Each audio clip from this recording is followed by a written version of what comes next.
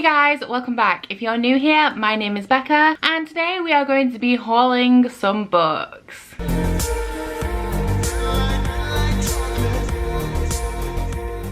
So this is my June book haul, all of the books that I have acquired in the month of June. I have 14 books to talk to you guys about today, which is a little more than I wanted, but 5 of these I did purchase, so I only have myself to blame. As usual, this video is going to be split down into sections of where I acquired the books from, and in today's video we have 4 arcs, 3 gifts, 2 subscription box books, 1 book I bought second hand, and 4 books that I brought brand new. So as a book haul does not need any more introduction, let's get into it, starting with the arcs I received this month. So all 4 of the arcs that I received in the month of June are all from the same publisher. I received all of these from Pushkin Press, so thank you so much to Pushkin for sending these my way. 3 of them are Pushkin children's titles and 1 of them is an adult book. So starting off with the adult book they sent me, we have 3/5 by John Vircher. This is an adult, I want to say contemporary because it's set not too long in the past, but it is set in 1995, which is when the LA riots and the O.J. Simpson trial was taking place. Now, I don't remember the O.J. Simpson trial. I believe I was 2 at the time, so I don't know what the political dynamic was in that time period. However, I do believe that this is set against the backdrop of the tension that was brewing with these 2 events happening at the same time. So this is a story by a biracial black author, and the main character is a biracial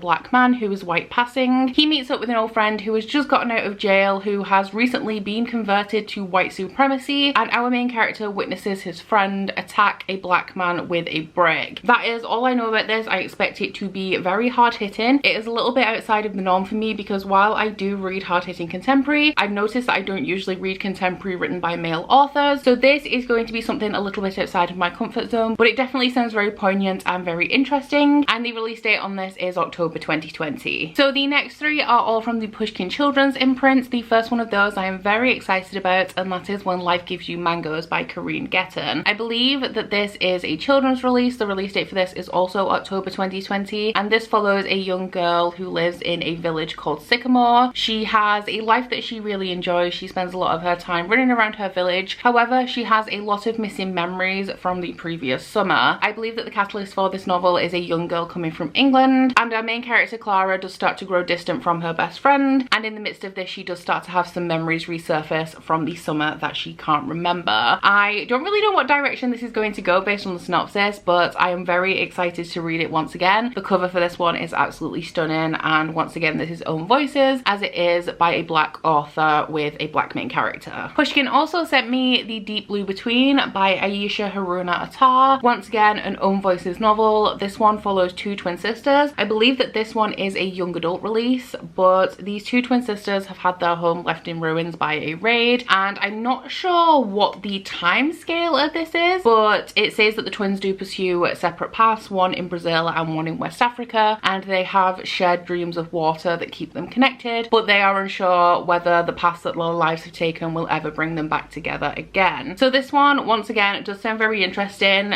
outside of my norm because it is a contemporary. I'm excited for the setting of this because, as I mentioned, one ends up in Brazil and one ends up on the Gold Coast, so I think it will definitely be an interesting read. This one is also released in October, so I am going to be reading these 3 and reviewing them in a separate video, as they are all from the same publisher, all by marginalized authors, and all released in the same month. And then the final arc I received from Pushkin is a July release, and that is The School for Nobodies by Susie Bauer. This is a children's book about a young adopted girl who gets packed off to this school for misfits that has unfair rules and terrible food. I believe that our main character, she's called Flynn, does grow closer to the people at the school for misfits, and while this is happening she is receiving cryptic messages that bring her closer to her true identity, because as I mentioned she is adopted and she knows very little about her past. So moving on to the gifts, the first 2 are from Claire. Claire is a big supporter of my channel and a lovely lady, and she sent me a care package full of things like face masks and coffee, and there were a couple of books in there as well, so thank you so much Claire for for sending these to me, and the whole care package. Honestly, it was a dream, and I've been using the face masks and I love them. So the first book Claire sent me was This Shattered World, which is the second book in the Starbound series, I believe it's called. Claire also sent me the first book, I think it was towards the end of last year, and I haven't read it yet. However, I do love Amy Kaufman's books that she writes with Jay Kristoff, so I think I'm going to enjoy this series as well. I'm not sure what the second book in this series is about, but the first book follows a girl and a boy. I think that the boy is an ex-soldier and the girl is the daughter of some sort of person who's high up in the galaxy, and they are on, I believe it's a cruise type spaceship that crashes, and they land on this planet that they then have to survive on until they get help. Very interested in reading this series because I do think it's going to have a similar vibe to Illuminate. However, and this may just be me being presumptuous, because it is also written by Megan Spooner, I think that the romance elements in this series may be a little bit more prevalent than in Illuminate. I just hope they're well written, because young adult fantasy romance can be a little bit hit and miss with me now. But yeah, a compelling story with an angsty romance is all I need, really. And then the second book that Claire sent me is Undying, which is a book in the Unearthed series. The Unearthed series, once again, by Amy Kaufman and Megan Spooner. This one is about a message that is intercepted by Earth from an alien race, and I believe that the people of Earth, I think it's called Gaia, which is similar to a plot twist in one of my favorite games that I can't tell you what it's about, but it's a PlayStation 4 exclusive. Gaia is involved, if you know, you know. But they intercept a message from this alien race, and the contents of that message they believe will be able to help reverse some of the environmental damage that has taken place on Earth. So I'm assuming that they go to investigate. I think I'm going to be reading this series first. This one was published first, and then moving on to this one. But I'm very excited to have these. Love me some sci-fi, love me some young adult sci-fi actually. At this current moment, I do prefer young adult sci-fi to young adult fantasy, which is interesting. So I'm very excited to get to these at some point in the future, and thank you so much, Claire, for everything you do. The final book that was gifted to me is a belated birthday gift from my best friend Ryan. He pre-ordered me a book and it was just sent out, I believe it was last week, and that is The Last Wish by Andrzej Sapkowski. This is the Illumicrate edition, and it is the first book in the Witcher series. I have already read this book. I enjoyed it enough. However, the first two books in the Witcher series are a collection of short stories, and if you guys know me, you know that I don't really like any type of short fiction, so I'm very excited to have this. I also very much need to continue on with the series. I think based on Andrzej Sapkowski's writing, as soon as I get to the main books in the series, I'm gonna be fine, but just, you know, powering through short story collections when I know I don't really like short fiction is a little bit of a struggle. But if you are unfamiliar with the Witcher series, it is a very long series of books by Andrzej Sapkowski. It's translated from Polish, and it is the book series that both the Witcher game and now the Witcher TV show are based on. We follow a Witcher called Geralt of Rivia, and a Witcher is a monster hunter. So the first book in this series is a collection of kind of the adventures that he's been on, just really introducing you to his character. He has met quite a lot of influential people,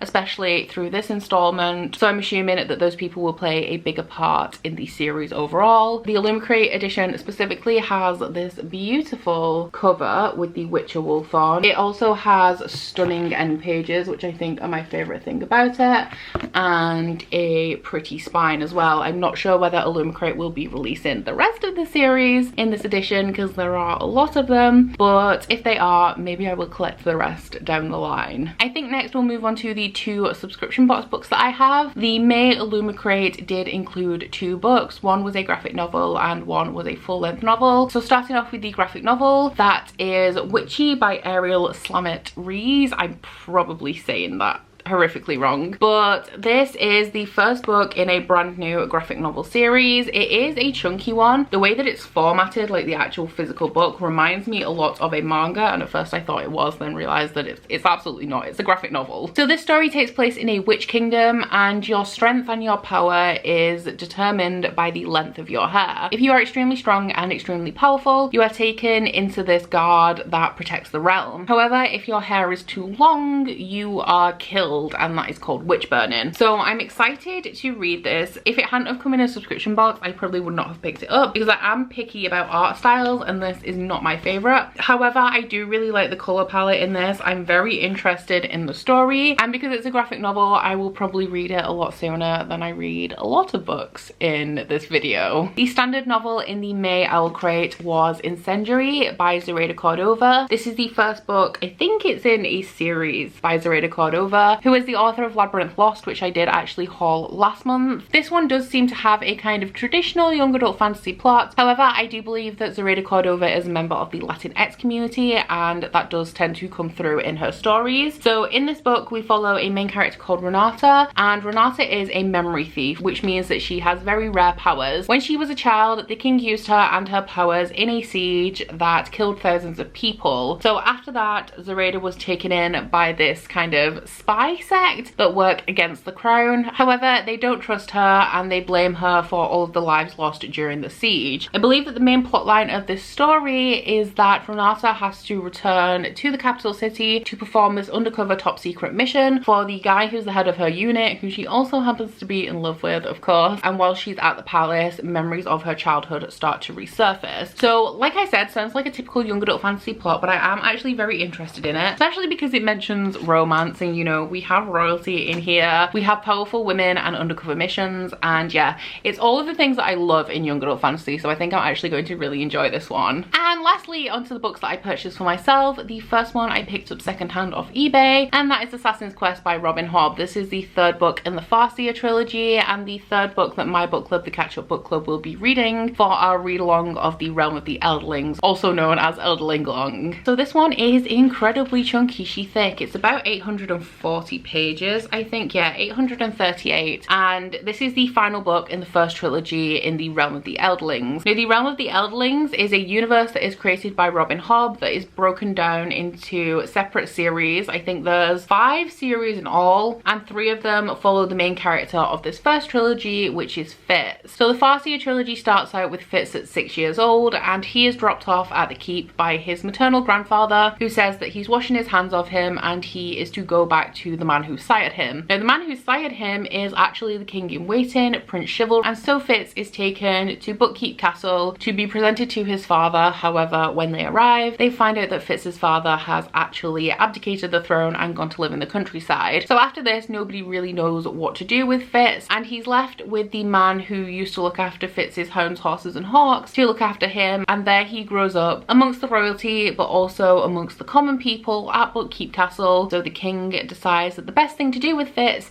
is to train him to be the royal assassin. So this is a series that I've been absolutely loving. It is an incredibly slow, incredibly atmospheric first-person perspective adult fantasy that follows Fitz through his life. I think the first trilogy runs from the age of 6 to, I'm going to assume, around 20 in this book, although it could be a little bit longer. I'm sad to wrap this trilogy up, but at the same time, I know that there are 2 more trilogies that feature Fitz, so it's not too sad. But after reading Royal Assassin, I'm really excited to get to this one, and this one will be on my July TBR as well, because for my book club it is the book for June and July, with the live show being sometime around the beginning of August. So I did place a Waterstones order in June as well. I got 4 books brand new, the first one of which is Deviate by J. Kristoff. This is the second book in the Lifelight trilogy. The final book in this series is going to be released, I think, next month in this country, but this is a young adult sci-fi series. It's a futuristic post-apocalyptic steampunky type series, and it follows a main character called Eve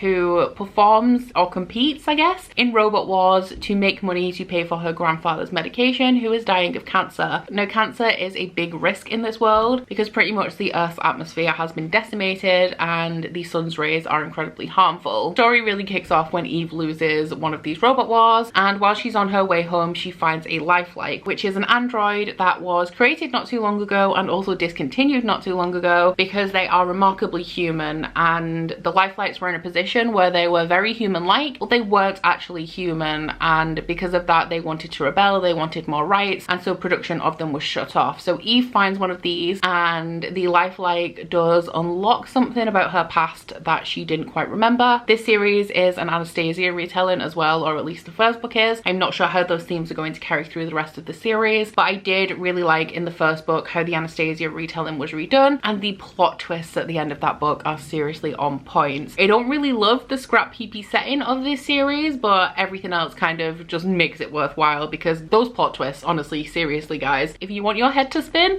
would recommend the first book in this series. The next book I picked up was The Rage of Dragons by Evan Winter. Now I don't actually know too much about this because it has no synopsis on it. However, I have heard excellent things about it. I've heard things from booktubers who really love it. I've heard some glowing reviews. I have heard of a few people DNFing it, but that does tend to be quite common with adult fantasy. A lot of people don't make it through to the end. So I'm excited to get to this one at some point. It probably won't be anytime soon because I already have 2 adult epic fantasy series on the go, and I think that this is in the same vein. All it says on the back is a world caught in an eternal war. One young man will become his people's only hope for survival, which is a standard synopsis for any adult fantasy really. But what I do know about this book is that, as the title suggests, it does indeed include dragons. So dragons, adult fantasy, great reviews. I don't think I can really lose with this one. I also picked up The Long Way Down by Jason Reynolds. This is a young adult contemporary, and I believe this is, once again, it pretty much has no synopsis. So I'm going off reviews that I've heard of this book from like 2 years ago. But I believe that it follows a young black man who is in an elevator for the entirety of this book, and he is going from the top floor down to the bottom, and when he gets to the bottom floor he's going to get out of this elevator and murder the person who killed his brother as an act of revenge. So this story, I believe, is his thought process as the elevator is going from the top floor to the bottom. This is a book that is told entirely in verse, so while you may think how can you be in an elevator for all these pages, it is told entirely in verse, so I don't think it will actually end up taking me too long to read, but I've heard nothing but excellent things about this. I've also had the audiobook recommended to me as well, so there is a possibility that I'm going to listen to the audiobook whilst also reading along with this, because I do struggle with books that are told in verse. Verse is just generally not my thing. Modern poetry, no. Slam poetry, sometimes I like it, but not a lot of the time. So yeah, I really wanted to read this, but the verse was putting me off for the longest time, so I just put it in my order,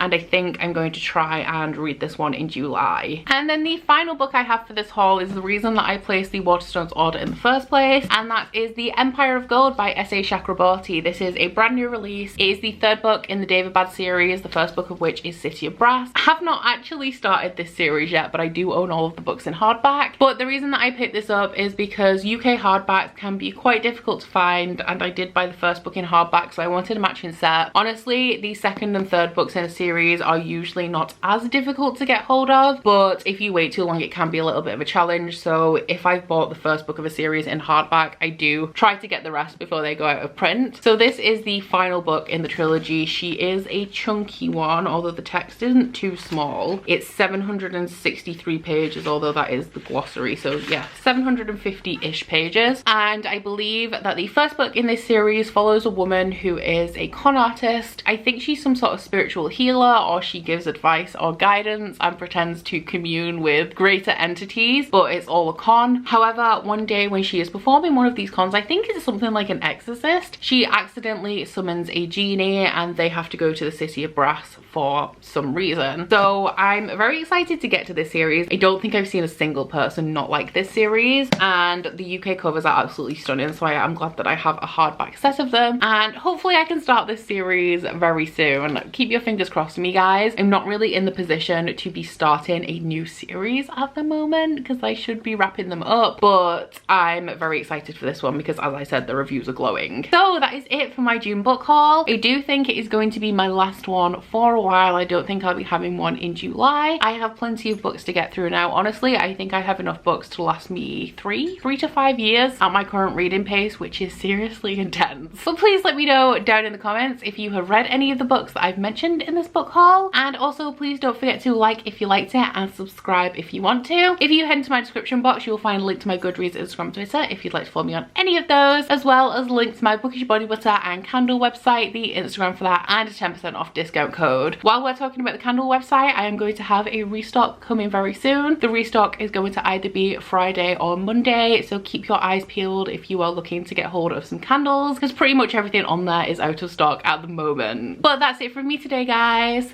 Bye! Oh, you bite your friend like chocolate.